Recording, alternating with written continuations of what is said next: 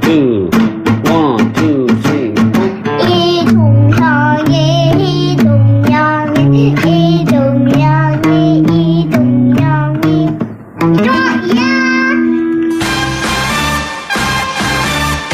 이동형 뉴스 정면 승부. 이동형의 뉴스 정면 승부.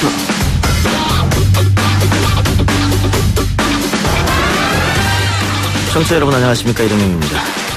안녕하세요. 호주 애들레이드에 사는 제인이 아빠입니다. 평소 이 작가님의 방송을 일하며 자주 듣다가 기회가 되어 6살 제인이 목소리와 아빠의 기타 소리로 녹음해보았습니다. 타향살이의 한국 방송이란 즐거움과 유익한 정보, 그리고 세상을 바라보는 시각과 관점에 대해 생각하게 하는데 뉴스 정면 승부 끝까지 응원하겠습니다. 감사합니다. 오늘의 로고송은 호주 애들레이드에 사는 제인이 아빠분께서 보내주신 로고송이었습니다. 사연과 로고송 감사드리고요. 오늘로서 이동형의 뉴스 정면 승부 대국민 로고송 경진대회는 마감되었습니다. 참여해주신 많은 애청자분들 감사드립니다. 그럼 이동형의 뉴스 정면 승부 오늘 준비한 내용 알려드립니다. 산적한 민생 현안의 태풍 피해까지 예상되는데 국회의 문은 여전히 열리지 않고 있습니다. 국회만 밥값을 못하는 것 같아 안타깝습니다. 홍영표 더불어민주당 원내대표가 최고위원회의에서 한 말입니다.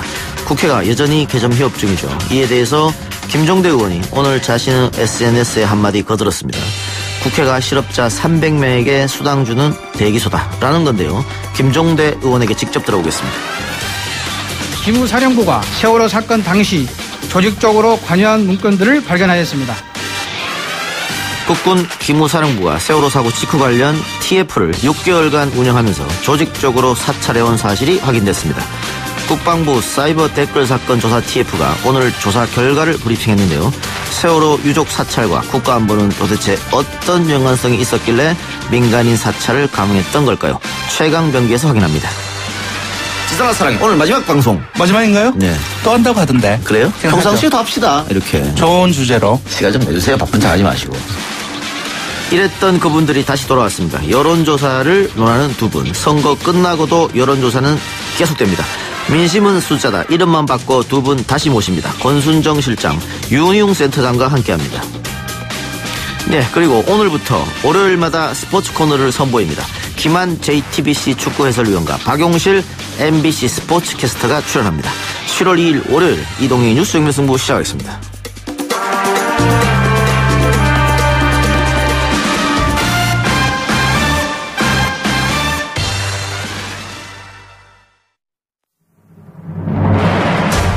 이 작가는 독하다. 이 작가는 거칠다. 이 작가는 솔직하다. 이 작가는 눈치가 없다. 그는 할 말은 한다. 할 말은 한다. 정치 오타쿠 이 작가의 독설. 뉴스 정면 승부.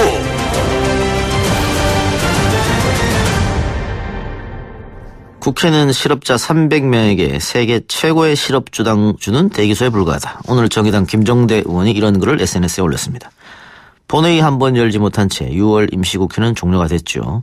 원 구성 협상은 7월이 넘었습니다만 진전이 없습니다. 이런 상황에서 개헌하자 혹은 선거제도 바꿔야 한다. 제1야당은 이런 주장을 펴고 있는데 현 국회 상황에 대한 정의당의 입장 들어보도록 하겠습니다. 정의당 원내대변인 맡고 있는 김종대 의원 전화 연결합니다. 의원님 나와 계십니까? 네, 안녕하십니까? 예, 그 SNS에 오늘 국회를 비판하는 글을 쓰셨는데 예. 결과적으로 의원님도 세계 최고의 실업수당 받은 셈 아닙니까? 물론 저도 당연히 포함됩니다. 예, 그 실업수당이 비판이라고 했지만은 사실은 고백이랄까 자백. 저는 그렇게 얘기하고 싶어요. 저 자신이 포함된 거니까요. 예, 실업수당 한 달에 그렇다면은 뭐 1,000만 원 정도 된다고 봐야겠네요. 물론 정의당은 여러 군데로도 중앙당에도 기여하는 바가 있기 때문에 어쨌든요. 예, 그렇습니다만은 불편한 진실입니다. 예. 꼬박꼬박 다 받았고 그걸 어디 뭐 좋은 데 썼던 아니면 개인이 챙겼던 간에 부끄럽게도 다 받았습니다. 예. 김 의원님 지금 국방위원회 소속인데 국방위원회는 언제 열리고 열리지 않았나요? 그러니까 제가 찾아보질 않았어요. 예. 이게 기억이 나질 않았어요. 너무 오래돼서. 분명히 올해 그 두꺼운 옷 입고 겨울에 하기는 한 것 같은데. 예. 그게 아마 법안 처리 정도 하려고 한두 번 소집된 것 같고. 예. 그 외에 현안을 다루기 위해서 여야가 머리를 맞대고 회의다운 회의를 해본 기억이 전혀 없습니다. 그러니까 두꺼운 옷 입고 회의한 기억 난다 하면 반년 정도 지났던 거네요? 예, 아마 한 5, 6개월 정도 지나지 않았을까. 특히 정의당은 4월에 교섭단체가 되지 않았습니까? 예, 그 이후로 정상적으로 국회가 돌아간 적이 한 번도 없으니까. 예. 적어도 석 달 이상은 아예 전무하다고 할 수 있고, 그 이전에도 거의 재기업으로 한 적이 없는데, 이건 국방위 얘기를 하려고 제가 한 게 아니라 거의 모든 상임위가 그렇습니다. 그렇죠. 예. 예, 뭐 국방위가 특히 더 그중에서 심했다 이런 게 아니고요. 예. 원내 대표 간에 합의된 안건이 있는 상임위는 그런 대로 열렸고 합의된 것도 없고 또 국회가 파행 중일 때는 거의 모든 상임위가 회의를 열질 않았기 때문에 예. 이건 국방위의 문제가 아니에요. 전체 국회 문제인데 그 소위 말하는 개점 휴업 상태에 빠졌지 않습니까? 그런데 의원님 SNS에 정상화 최대 걸림돌은 한국당이 배째라고 나오면 계속 국정의 마비는 연장될 것. 그러면서도 국정을 통합하는 정부와 여당의 능력이 필요한 때 이렇게 쓰셨단 말이죠. 예. 국회 파행 여야 어디 책임이 더 크다고 보십니까? 물론 모두의 책임은 있습니다만은 분명히 제가 말씀드리고 싶은 것은 예. 무언가 여당이 이거 안 해주면 원구성에 또는 국회 일정에 전면 협조할 수 없다. 이러고 자리를 박차고 일어선 당은 누가 뭐래도 자유한국당입니다. 예. 사실 제가 여러 번 들은 어떤 회의의 파행을 보면서 나름 바른미래당이나 민주평화당은 여당하고 싸울 땐 싸우더라도 무언가 국정 정상화를 위해 노력은 했어요. 예. 그래서 민주당하고 회의를 하다가 자유한국당을 또 설득하러 간 당들이 이제 이런 어떤 군소 야당들이라고 할 수 있는데 자유한국당만큼은 모든 국정 파행에 있어가지고 가장 첫 번째 행동 그러니까 의사 일정 전면 보이콧 또는 협조 거부 이런 말을 가장 앞서서 했고 거의 다 그걸 도맡아서 했기 때문에 저는 자유한국당의 책임감을 묻고 싶습니다. 자중질환에 빠진 한국당이라고 또 써주셨는데 그만큼 지금 자유한국당이 자기들 발등에 불 떨어진 것 그게 가장 먼저인 거 아닌가 싶어가지고 이렇게 되면 원구성 협상에 자유한국당이 나올 수 있을까 걱정된단 말이죠. 예. 어떻게 보세요? 사실 그 원구성이 지금은 두 개로 나눠서 접근이 되고 있습니다. 예. 국회 의장, 부의장 선출하는 반쪽만이라도 정상화하자는 거.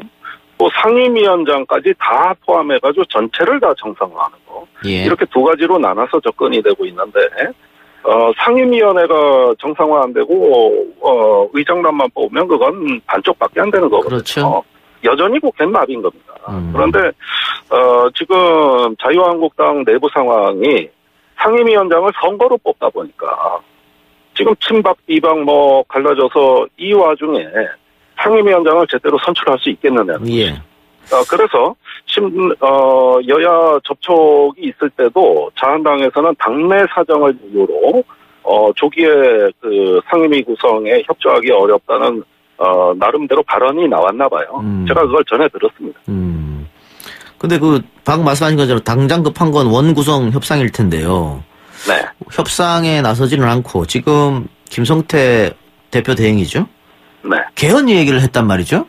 그렇습니다. 그 대통령이 개헌 안 내고 이럴 때는 전혀 받아들이지 않다가 예. 선거 끝나고 지금 원구성 협상도 하지 않고 개헌 카드를 불쑥 내민 건 어떤 정치적 의도가 있을 것 같은데 어떻게 판단하고 계십니까? 개헌 플러스 선거제도 개혁입니다. 예, 함께하는 거죠. 예. 예, 그걸 같이 들고 나온 것이죠. 예. 그거는 바른미래당, 민평당, 정의당을 끌어들여서 어떤 개헌연대라는 다수파를 형성하기 위한 것이죠. 그러다 보니까 선거 전후에 생각이 많이 달라져 있는 겁니다. 그런데 또 군소정당 입장에서는 선거제도 개혁에 사활을 걸고 있으니까 예. 그 핵심 이익을 건드려서 자한당이 여전히 전국에 이니셔티브를 쥐고 다수파를 형성하겠다는 계산법입니다. 예. 이런 것들은 당연히 당리당략이라고 할 수 있는데 문제는 지금 국회가 바야흐로 문재인 정부의 이제 후반기를 향해서 가면서 그 양상이 합종의 양상으로 갈 것이냐, 연횡의 양상으로 갈 것이냐. 예. 이런 경쟁이 본격적으로 붙은 거고 이런 구도는 앞으로 계속 갑니다. 합종이라 하면 민주당에게 대항하기 위해서 나머지 정당이 연대하는 거. 그 키워드가 개헌. 이렇게 이제 되는 것이고, 연행이라고 하면 개혁을 키워드로 해가지고, 여당과 협력하는 거. 이건 개혁 입법 연행이라고 할 수 있는 것이죠. 예, 그러니까. 예. 다른 당도 공감할 수 있는 카드인 선거구제 개편을 끌어들이면서 힘을 합치려 그런 모양새다. 이렇게 이제 분석해 주셨는데, 정의당이 지금까지 꾸준히 선거구제 개편 주장했지 않습니까? 그렇습니다. 오래전부터. 그런데 자유한국당이 다수당이었을 때는 반대했단 말이죠. 그런데 이 시점에 선거구제 개편을 이야기하는 것은 2020년 총선을 바라보는 건가요? 2020년 총선뿐만이 아니라 정의당은 모든 선거에서 연동형 비례대표제 또 비례의석 확대를 일관되게 주장해온 당이니까. 그러니까 자유한국당이 거기에 갑자기 자유한국당이 그런 이유요? 예. 그거에 두말할 필요도 없이 이번에 정당 득표율에 못 미치는 그런 어떤 선거 참패 아닙니까? 서울에서 27% 득표를 했음에도 불구하고, 제가 알기로는, 10%를 간신히 넘기는 이런 의석수단 말이죠. 예. 그러니까 자유한국당이 군소야당이 돼버린 겁니다. 10%대 정당, 10%대 작은 야당이 할 수 있는 말을 이제 하기 시작한 거예요. 그런 만큼 화장실 갈 때하고 또 나와서 생각이 전혀 달라진 것이죠. 다수당일 때하고 생각이 완전히 바뀌었다. 정반대로 바뀐 것이죠. 정의당은 지금 여론조사하면은 상당히 고무적으로 지지율이 오르고 있는 상황인데, 선거구제가 개편이 되면 지금보다 더 많은 의석수를 확보할 거 아니겠습니까? 네. 근데 반면 민주당 입장에서는 지금 이대로 가야만이 또 다수당을 확보할 수 있단 말이죠. 민주당이 과연 여기에 응해줄 것인가, 이런 것도 관심거리예요. 저는 민주당이 문재인 대통령께서 야당 대표 하실 때나 또는 대통령 선거 기간 중에 선거의 비례성 확보, 연동형 비례대표제 도입에 대해 가지고 여러 차례 긍정적인 말씀을 하셨던 걸 기억하고 있습니다. 예. 그런 만큼 거부할 명분이 없고, 또 저번에 문재인 대통령이 국회에 발의한 개헌안에도 표의 비례성을 확보한다고 청와대발 개헌안에도 그걸 명기했거든요. 예. 그런 만큼 이걸 자유한국당이 주장해서가 아니라 민주당이 그동안 해왔던 일관성을 지킨다는 차원에서는 거부할 명분이 없다고 봅니다. 네, 알겠습니다. 정의당에서 가장 먼저 개혁 입법연대 범진보 진영이 그런 이야기를 꺼내서 자유한국당 패싱론이 나오기 때문에 개헌 이야기를 꺼내들었다, 이런 주장도 있는데, 어쨌든 김성태 원내대표가 지금 개혁 입법 연대에 대해서 입법 독재다, 이런 얘기까지 했단 말이죠. 그건 말이 안 되는 게, 우리가 대통령 탄핵 그때 당시 여야가 할 거 없이 새로운 대한민국 만들기자고 하면서 내놓은 공통 공약이랄까, 어떤 공통 입법안들이 굉장히 많았습니다. 그게 자유한국당 반대로 거의 된 게 없어요. 지금까지 개혁 입법이라고 할 만한 게 국회에서 통과된 사례가 거의 없다고 보시면 됩니다. 그러면 촛불 정신에 대한 배반이고, 누가 뭐래도 탄핵 당시부터 대선을 거쳐 지방선거에 이르기까지는 새로운 대한민국을 만들어달라는 게 국민 여망인데, 이걸 개혁을 하기 위해서 입법연대를 하자는 건 거기에 마침표를 찍는 겁니다. 그런 만큼 개혁 입법연대는 저희는 대통령 선거 때부터 해서 지금까지 일관되게 주장한 게, 이제 그야말로 완전히 새로운 대한민국으로 우리가 개혁하기 위한 가장 중요한 플랫폼이 개혁 입법 연대라고 저희는 보고 있습니다. 제가 아까 정의당 지지율을 얘기했습니다만은 민노당 시절에 2자리 의석수 확보한 기억도 있고요. 또 지난 대선 때 심상정 의원이 나름 선전한 기억도 있는데, 이번 지방선거에 좀 이득을 얻었다, 수확을 얻었다, 이렇게는 볼 수 없단 말이죠. 지금 고무적으로 나온 지지율이 다음 총선이나 이렇게 선거에 연결되려고 하려면 정의당이 어떤 앞으로 스탠스를 취해야 할까요? 진보적 개혁성을 더더욱 강화해서 정체성으로 승부하는 수밖에 없다. 지금 정의당 지지율이 오르는 이면에는 지방선거 때 보여줬던 진정성과 민주당의 보수화 경향이 맞물리면서 빚어진 현상입니다. 사실 민주당이 또 거대 여당이 되고 그러면서 최저임금 또 여러 가지 어떤 민생에 관한 데 있어서 후퇴하는 조짐을 보이자 조금 그 지지표가 정의당 쪽으로 이동했어요. 그러니까 민주당의 왼편에 서서 개혁을 더욱더 가속화할 수 있도록 견제해라. 이게 저희는 국민의 뜻이라고 생각하고 더욱더 정체성을 강화하고 개혁을 앞서서 외치는 그런 어떤 중견 정당으로 성장할 수 있는 명실상부한 그런 어떤 교섭단체로서의 역량을 보여줘라. 이런 뜻으로 해석하고 있습니다. 알겠습니다. 그럼 마지막으로요. 그 원 구성이 되려면은 뭐 의원님께 죄송한 말입니다만 어쨌든 거대 정당들이 움직여야 되지 않겠습니까? 네. 그 집권 여당과 제1야당에게 한마디 하세요. 예.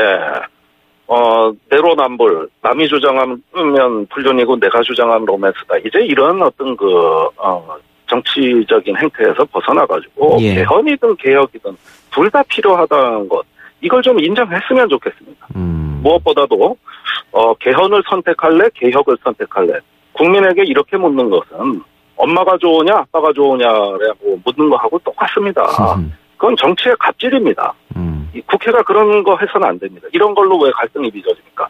먼저 국회를 아무 조건 없이 정상화하고 그 다음에 개헌과 개혁을 다 같이 논의할 수 있는 열린, 개방적이고 유연한 국회로 원 구성이 되고 또 국회가 운영될 수 있도록 큰 당들이 이제는 정말 통찰하고 반성하고 협력해야 된다고 저희.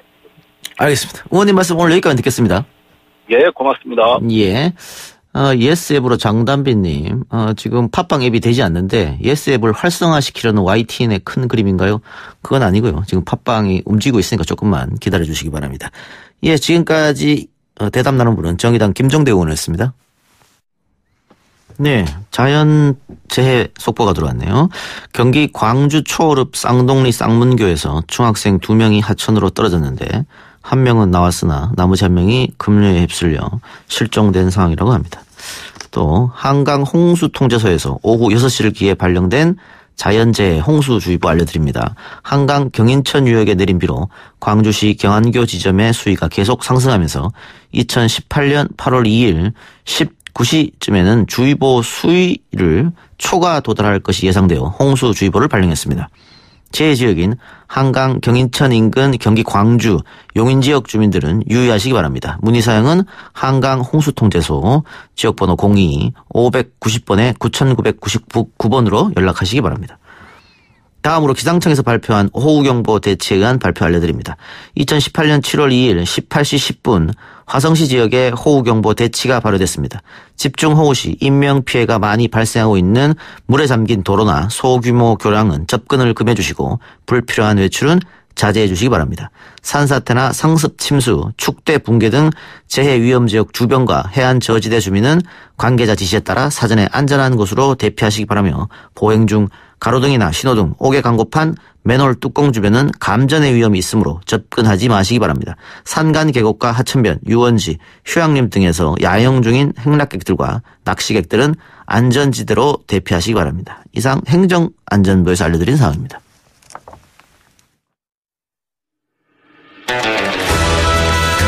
딱딱하고 지루한 뉴스가 소설보다 흥미진진해지는 새로운 경험. 놀라셨죠? 이것이 바로 이동훈 뉴스 정면 승부.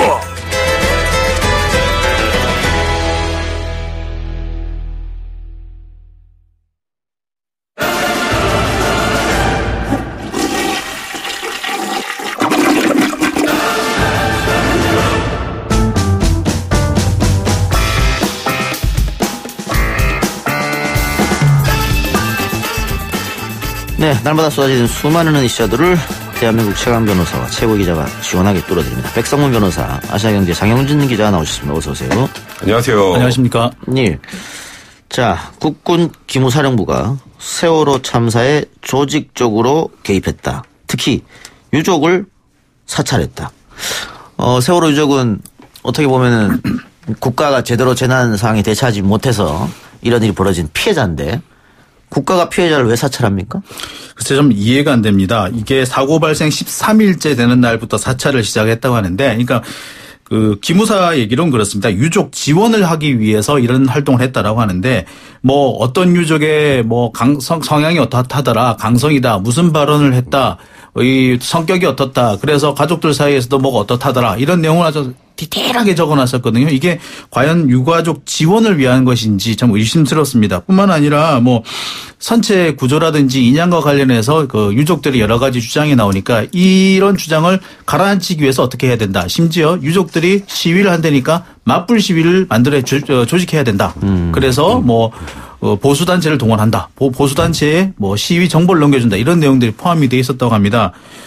사실 그 세월호 사건 때 우리 군이 그 역량을 제대로 발휘하지 못했다는 지적이 상당히 많았는데 엉뚱한 데 역량을 쓰고 있었다는 게 이제 드러난 셈이 됐습니다. 예, 그러면 오늘 있었던 국방부 브리핑 내용 한번 들어보고 이야기 계속 나눠보도록 하겠습니다. 다음으로 세월호 관련 기무사령부의 관여 문건 발견에 대해 말씀드리겠습니다. 조사 TF는 기무사령부의 안보단체를 활용한 정치 관여 의혹 등을 확인하는 과정에서 기무사령부가 세월호 사건 당시 조직적으로 관여한 문건들을 발견하였습니다. 관련 문건에 의하면 기무사령부는 2014년 5월경부터 10월경까지 약 6개월간 세월호 관련 TF를 운영하였고 그 업무 분장은 유가족 지원, 탐색 구조 인양, 불순세 관리로 되어 있었습니다. 세월호 180일간의 기록이라는 문건에는 세월호 탐색 구조 및 선체 인양 등 군 구조 작전 관련 동종 보고 이외에도 실종자 가족 및 가족 대책위 동향, 세월호 실종자 가족 대상 탐색 구조 종결 설득 방안, 유가족 요구 상황 무분별 수용 분위기 근절, 국회 동정 등 보고 문건들이 포함되어 있었습니다. 또한 기무사령부가 보수단체들이 좌파 집회에 대응하는 맞불 집회를 열 수 있도록 소위 좌파 집회 정보를 달라는 요청에 의하여 세월호 사건 관련 시국 집회 정보를 제공한 문서 등도 확인되었습니다. 예, 지금 뭐 발표 내용을 들었는데요. 쭉 보면 여론 조작을 앞서서 했어요. 기무사령이. 그리고 그렇죠. 기무사령부가. 그리고 유가족 사찰까지 하고 다농고에까지 들어가서 기무활동을 벌였다. 또 국회 국회까지 어떻게 돌아가니 동정도 파악하기도 하고. 왜 이랬을까요? 그러니까 이게 사실 저는 이렇게 생각하면 될 것 같아요. 전 박근혜 정권에서 세월호 사고를 어떻게 인식하고 있었는지를 단적으로 보여주는 내용이 아닌가 싶어요. 그러니까 우리는 정말 그날의 그 상황을 보면서 정말 온 국민이 가슴 아파하고 힘들어하고 슬퍼했었잖아요. 근데 그게 시간이 지나면서 유해 작업 수색도 힘든 상황이 되고 이제 유가족들은 정부가 잘못한 거에 대해서 좀 대책을 내놔라라고 하고 박근혜 전 대통령의 면담도 요청하고 하지 않았습니까? 예. 근데 그걸 색깔로 본 거예요. 저는 딱 그렇게밖에 규정할 수가 없을 것 같아요. 그러니까 여기 보면 불순 세력 관리라는 게 있거든요. 불순 세력 관리. 그리고 유가족도 강성, 그 다음에 좀 그냥 좀 약한 분들. 그래서 강성 2명이 나머지 사람들을 다 좌지우지한다. 이런 내용들도 있더라고요. 그거는 결국 이 세월호 사고 난 이후에 사실 기억할지 모르겠지만 블랙리스트가 확 활성화된 것도 세월호 사고 이후입니다. 그러니까 세월호 사고가 난 것을 전 정권에서는 이 사고를 가지고 우리 정부를 흔드는구나. 우리 보수를 흔드는구나. 그러니까 이게 엉뚱하게 처음에는 군도 사실 구조활동을 했기 때문에 초반에 기무사는 관련된 TF를 만드는 건 당연해요. 지극히 어찌 보면. 근데 그 이후에 이 TF 조직 자체가 변질되면서 마치 유가족이 피해자가 아니라 지금 나라를 선동하는 사람인 것처럼 인식을 하고 그러니까 정말 이 전 정권의 이런 세월호를 바라보는 시각이 어찌 보면 결국 탄핵 그 이후에 어찌 보면 보수의 괴멸까지 몰고 온 게 아닌가 굉장히 안타깝습니다. 그 보수를 흔든다 이렇게 표현하셨는데 이 사건으로 보수를 흔든다가 더 컸을까요? 아니면 우리 대통령은 책임이 없다.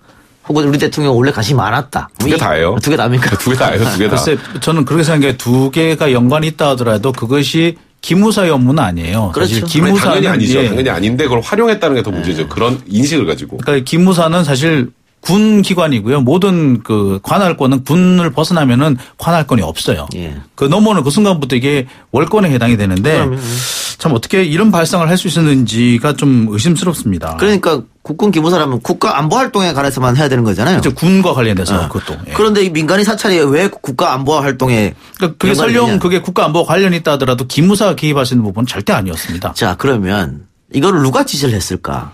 일단은 뭐 그 기무사 TF를 만들었다고 하면 네. 기무사령관 알고 있었지 않을까요?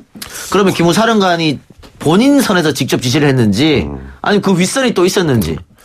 이거는 추론은 충분히 가능하죠. 예. 사실 이 정도 사안을 그냥 뭐 육군 소장이죠. 참모장이 TF 참모장이 거기 선에서 딱 모든 걸 결정해가지고 끝을 냈을까? 제가 아까 무슨 얘기를 했죠? 전 정권에서 세월을 어떻게 바라보느냐. 예. 저는 이건 대통령까지 보고가 됐을 사안이라고 생각이 들어요. 그러니까 단순히 그냥 기무사령관에서 끝나는 게 아니라 이게 지금 이 세월호 관련 TF에서 자발적으로 이게 사고가 났는데 좀 느낌이 안 좋으니까 이거 유가족 동향도 파악하고 불순 세력도 관리하고 그렇게 했겠어요? 근데 이제 상식적으로는 그런데 이제 우리가 항상 얘기를 하는 게 이제 나중에 이제 조사해서 처벌까지 가는 과정에서는 관련된 증거가 나와야죠. 이제 예를 들어서 보고했던 문서가 나온다거나 보고를 하는 것을 뭐 들었다거나 확인했던 또 이제 다른 사람들이 양심 선언들이 나와야 한 단계 위 이제 기무사령관으로 올라가는 거고 그 위에 뭐 국방부 장관이건 뭐 안보실장이건 그 마지막에 대통령까지 올라간 그 라인은 충분히 지금 추정은 가능하지만 이제 법적으로 문제 삼을 때는 이제 그런 부분에 대한 증거도 앞으로 좀 찾아봐야 될 것 같습니다. 근데 그 노태우 정권 때 기무사가 또 민간인 사찰해서 난리가 난 적이 있고 나라가 발칵 뒤집어진 적이 있었잖아요. 그때 뭐 국정 최고 책임자 사과도 하고 있었는데 그런 일이 과거에 있었음에도 불구하고 또 민간인 사찰을 그 소장쯤에서 선택했다? 불가능한이라고 보고 만일 이것이 윗선까지 연결이 됐다고 하면 이걸로 법적 민간인 사찰로 법적 처벌이 가능한가요? 이건 뭐 직권남용이죠. 전형적인 직권남용 권력사방해죄에 해당할 수 있고요. 또 이제 이게 군은 이제 국내 정치에 개입하면 안 되지 않습니까? 이제 뭐 사실 그 군형법 위반이 될 소지도 있고요. 이거는 근데 이제 예를 들어서 직권남용 같은 게 형이 그렇게 안 높아요. 근데 이게 제가 국정농단 사태 때부터 얘기를 계속 많이 했던 건데 이런 정도의 어마어마한 직권남용을 상정하고 만든 죄가 아닙니다. 죄가. 이제 그러다 보니까 너무너무 어마어마한 일을 했는데 처벌은 그렇게 직권남용으로 많이 못 하잖아요.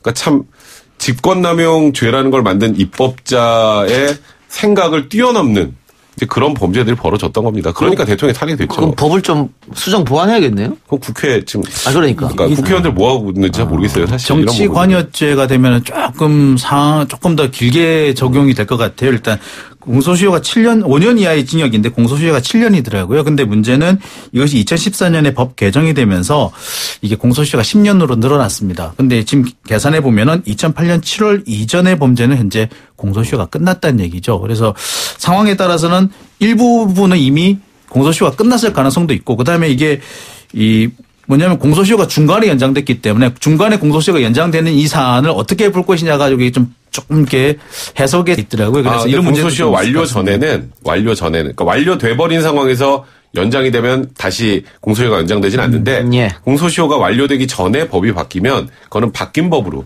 이제 이게 일반 형사 사건은 예를 들어서 절도죄가 없었어요.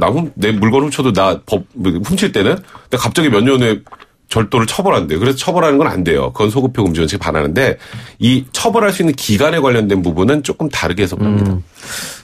장 기자님 군에 좀 오래 있었으니까 그 세월호 유족에 대한 사찰까지 했다고 하면 다른 사건에는 군이 관여하지 않았을까?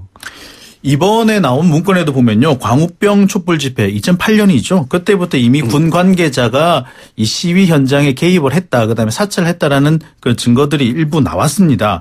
당시만 해도 이 시위 현장에 그 기무사 관계자가 출입을 하다가 들통이 났다라는 건 정황이 몇 차례 포착되기도 했었거든요. 그뿐만 아니라 뭐 역사 교과서 채택과 관련된 뭐 여러 가지 상황에서 군 기무사 사이버사 요원들이 개입한 정황이 드러났고 그다음에 전교조 교사 인적 쇄신을 위해서 그 명단을 청와대에 보고한 그런 사례까지도 있었습니다. 지금까지 드러난 걸로 보자면은 적어도 이명박 정권 이후에는 일상적으로 기무사가 개입을 하고 있다라는 사실이 드러났습니다. 그러면은 뭐 철저한 수사로 발본 세워놔서 다시는 이런 일이 없도록 만들어야 할 텐데 그 검찰이 뭐 영장 가지고 기무사 들어가면 안 열어주면 기무사에서 못 들어갑니다. 그 말 아니에요? 그렇죠. 그러니까 그래서 일단 이런 경우에는 이제 군에서 일어난 일이기 때문에 이제 군검찰이 일단 조사를 좀 해야 될 텐데 항상 그러면 이제 뭔가 팔이 안으로 굽는 것 같고 이 정권이 바뀌고 뭘 해도 또 그 조직이라는 곳이 또 그 조직 내부에서 또 조직을 보호한다는 의미가 또 있지 않겠습니까? 지금 뭐 사실 대법원 관련해서도 정권은 바뀌었지만 뭐 그 지금 뭐 제대로 수사 잘 안 되고 있잖아요. 그럼 유사한 맥락으로 봐야죠. 그러니까 이거는 사실 근데 정말 안타까운 과거의 아주 옛날의 과거가 아니라 이게 바로 얼마 전까지도 이런 일이 있었다는 것 자체가 국민들 입장에서 굉장히 충격적인 거죠. 이거는 명확하게 진상 규명하고 이런 일들 다시 없도록 좀 해야죠. 네. 그러니까 제가 아까 말씀드렸던 90년대 그 사찰, 인간 현찰 문제도 그렇고 그런 여러 가지 문제가 있어서 보안사를 이름을 기무사로 바꾼 거잖아요. 그렇죠. 네. 또 권한도 조금 축소시키고. 네. 그런데 여전히 이런 소위 말하는 못된 짓을 저지르고 있다면 또 한 번 뭐 부대 개편, 조직 개편 이런 말이 나올 것 같은데요. 글쎄 저는 부대 개편이나 조직 개편으로는 이게 문제가 해결이 되지 않는다고 생각합니다. 예. 왜냐하면은 적어도 연관장교 이상에는 이 사고 자체가 이미 굳어져 있는 상황이에요. 사실 우리가 사이버 사령부를 왜 만들었겠습니까? 사실은 원래 목적은 해킹을 막으라는 거였거든요. 그렇죠. 북한군 해커가 국내에 침투해가지고 뭐 우리 주요 전산망이라든지 통신망을 마비한 걸 막으라고 한 건데 그 해커는 못 막으면서 댓글만 달았단 말이에요. 이거는 이 사람들의 생각 자체가 문제 있거나 아니면 그럴 능력이 없거나 두 가지란 말입니다. 이거는 아무리 조직을 바꾼다고 해서 해결될 문제가 아니고요. 인적 청산이 필요하다고 생각합니다. 군에서의 인적 청산 반드시 필요합니다. 예. 마치기 전에 우리 체리블루님께서 기무사로 삼행시를 줘줬네요. 장 기자님 운 좀 띄워주세요. 기. 기밀을 다루랬더니 무고한 사람들을 뒷조사나 하고 사찰이나 하는 게 군인으로 할 짓인가. 좋은 삼행시 감사드립니다. 박수를 쳐드려야 될 것 같은데 박수. 예. 자 다음 뉴스 새 대법관의 3명이 임명이 됐죠. 네 그렇습니다. 예, 그거 하기 전에 또 기왕 살펴본 거 청취자 의견 좀 살펴보도록 하겠습니다. 예스 앱으로 이정희님. 백 변호사님 안녕하세요. 네. 생일 파티 초대받고 싶어요. 이건 또 무슨 얘기예요 갑자기. 죽겠네요 정말. 생일 언제입니까? 뭔가 계속 뭔가 음모가 진행이 되고 있는 것 같은 느낌이. 네. 생일은 저는 이제 이번 달 말이에요. 이번 달 말. 네. 굉장히 파티를 크게 하신다는. 아니 옛날에 한번 그랬고요. 그때 너무 힘들어가지고. 이번엔 축소할 계획. 허리가 확 휘었어요 그때. 조직을 축소할 계획. 조직을 많이 축소하려고 이제 많이 간소하려고 좀 그래야 될 것 같아요. 알겠습니다. 기무사도 저 백변 생일처럼 축소를 좀 하시길 당부드리고. 자, 김명수 대법원장이 김선수 변호사, 이동원 제주지방법원장, 노정희 법원도서관장 이렇게 신임 대법관으로 3명을 임명해달라. 네, 제청한 거죠, 대통령. 임명 제청합니다. 거죠. 그러면 일단 이 세 사람은 누군지 우리 일반인들은 거의 처음 듣는 이름 같을 수도 있겠어요. 그러니까 일단 김선수 변호사는 순수한 변호사 출신입니다. 이제 법관을 지낸 적이 없었던 분인데 이분은 이제 그 민변이라고 하죠. 예. 줄여서 민주사회란 변호사원의 참님 멤버고요. 그러니까 당연히 성향은 일반 지금 현재 대법원의 대법관들보다는 진보적일 가능성이 굉장히 높다고 봐야겠습니다. 그리고 두 번째 분이 이제 노정희 법원도서관장. 이분은 저하고 좀 인연이 있습니다. 어허. 제 연수원 다닐 때 저 지도 교수셨어요. 예. 그때 당시에는 변호사 교수님이었거든요. 근데 판사를 하시다가 변호사를 잠깐 하고 다시 법원으로 들어간 좀 굉장히 특이한 케이스죠. 지금 법원 도서관장인데요.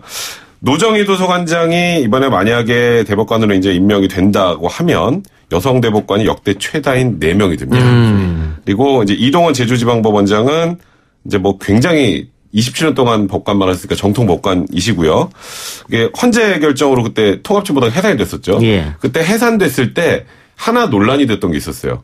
그러면 의원들은 의원직을 가지고 있는 건가 아닌 건가. 왜냐하면 국민들이 직접 뽑은 거기 그렇죠. 때문에. 예. 근데 국회의원 당연히 의원직 상실한다는 판결을 냈던 분입니다.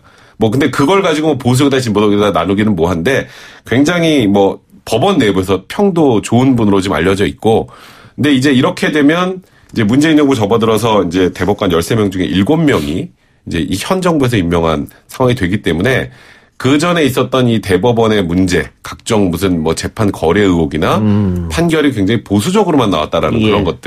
그런 것들은 좀 어느 정도 좀 해소가 되지 않을까. 다양성 측면에서는 좀 환영할 만한 인사들이 아닌가 싶습니다. 지금 여성 대법관이 최대인 4명이라고 그랬는데 몇 명 중에 4명인 겁니까? 예. 대법관은 보통 이제 대법원장을 포함하면은 14명이고요. 대법원장을 제외하면은 13명입니다. 그리고 그래도 적네요, 그럼 4명이면? 아유, 그럼요. 그런데 이제 4명이 상당히 중요한 게 뭐냐면 이렇게 예. 이 재판부가 있거든요. 재판부가 3개 재판부가 있는데 그 3개의 재판부에 적어도 한 사람 이상 경우에 따라서 2명이 들어갈 수도 있다는 상황이 된 거죠. 그러니까 이게 지금 대법관 급이라고 할게요, 제가. 예. 거기까지 올라갈 정도의 지금 연성 기수를 생각을 해보면 예. 그때는 압도적으로 여성분보다 남성분이 많았다. 많습니다. 근데 최근에는 뭐 압도적으로 여성분들이 더 많은데 그때는 그랬던 현실도 좀 반영이 되겠죠. 예. 자, 보통 우리가 뭐, 대법관 하면 딱 눈에 떠오르죠. 서울대학 네. 나오고. 네. 나이는 한 50대 이상 좀 됐고. 또 TK, PK 출신이고. 네. 지금까지 그래왔잖아요? 아니, 원래 약간 공식이에요. 공식입니까? 그래서 서운함이라고 법원행정처를 좀 거쳐야 되는데 원래 딱 말씀하셨던 것처럼 대학은 무조건 서울대. 거의 그냥 서울대 아니면 포기, 겜포, 뭐 일명. 50대 남성 고위법관, 그다음 법원행정처를 거치고 그게 이제 쫙 엘리트 코스예요. 이제 그런 과정을 거쳐서 대법관이 되면 이제 어떤 문제가 있냐면 그분들의 대부분은 소년급제자입니다. 소년급제자라는 건 저희로 때 옛날로 하면 학력고사.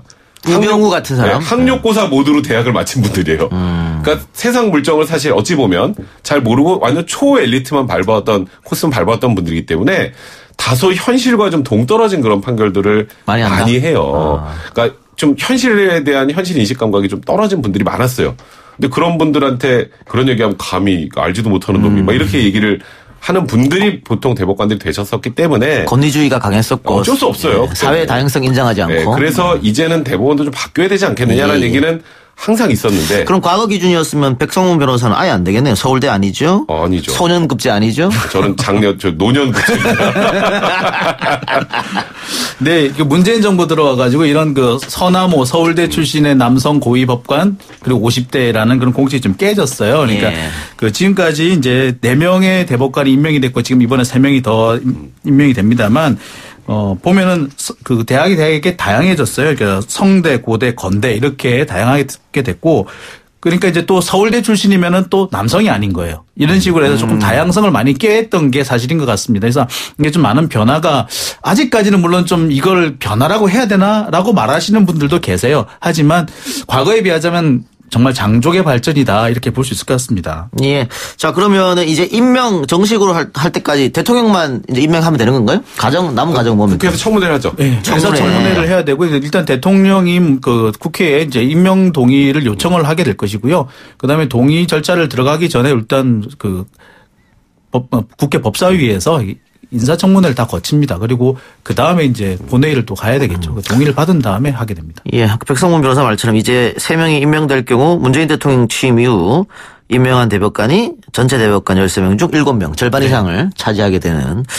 그래서 대법원 판결에도 변화가 예상되고 또 지난번 또 양심적 병역 거부자 판결한 거 보면 과거 물론 대법원에서 판결은 아니지만 헌재에서 한 거지만 과거 보수 1세계 판결에서 조금 많이 벗어나는 거 아닌가 그런 생각이 들어요. 그러니까 확실히 이제 똑같은 사안을 놓고 법을 적용을 할 때 이게 이 법이 있으니까 이 행동을 하면 뭐 이렇게 처벌된다 아니면 이렇게 배상해야 된다 뭐 이런 것들이 딱 나눠지지 않습니까? 근데 그 세상 일이라는 게 그렇게 딱 이제 모든 사회 현상을 일률적으로 법으로 통제하기 쉽지 않잖아요. 그러면 거기에서 어떤 눈으로 이 사건을 바라보느냐에 따라서 판결이 달라질 수밖에 없거든요. 근데 사실 지난 정권에서 지금 뭐 재판 거래혹이 나오는 내용들 보면 대부분 좀 일단 보수적이라는 느낌이 굉장히 강하게 드는 판결들이 많이 있지 않았습니까? 그러니까 이제 그거를 결론적으로 혹시 정부랑 딜한 거 아니냐 이런 얘기까지 나오는 상황인데 최소한 이제 그런 부분에서는 좀 많이 해소가 될 거예요. 그러니까 그렇다고 해서 대법원 판사들이 전부 진보적인 성향의 인사들만 채워줘도 안 됩니다. 그러니까 이게 보수와 진보는 양날개로 서로 견제하고 균형을 잡아가야 되는데 그런 의미에서 지금 현재 문재인 정부 들어와서 이 대법관들의 인사는 좀 긍정적으로 바랄 필요가 분명히 있는 거죠. 알겠습니다. 자 끝나기 전에 또 정치 의견 살펴봅시다. 예스 앱으로 이정희님, 저는 다음 주에 프랑스로 휴가를 가는데 정면 승부 들으러 해외 유심 칩도 구매했습니다. 90일 동안 배낭여행할 때도 안 사던 유심을 이번에는 장착하고 생방으로 들으렵니다. 감사하고요. 예. 네, 또 고은주님께서 백 변호사님 허리가 휘셨다면 입장료 받으시면 어떠신지요? 종합운동장에서 하기를 바랍니다. 이런 댓글. 고맙습니다. 자, 지금까지 백성원 변호사, 아시아경제 장영진 기자였고요. 저는 7시 정각의 스포츠 소식으로 돌아오겠습니다. 네, 7시 정각에 돌아오려고 했습니다. 비가 많이 오는 관계로 여러분들이 걱정돼서 중간에 다시 왔습니다. 여러분들 비 조심하시고 미리미리 집 곳곳 한번 살펴보시기 바랍니다. 다시 한번 말씀드립니다. 곳곳 살펴보시고 저는 7시 정각에 돌아옵니다.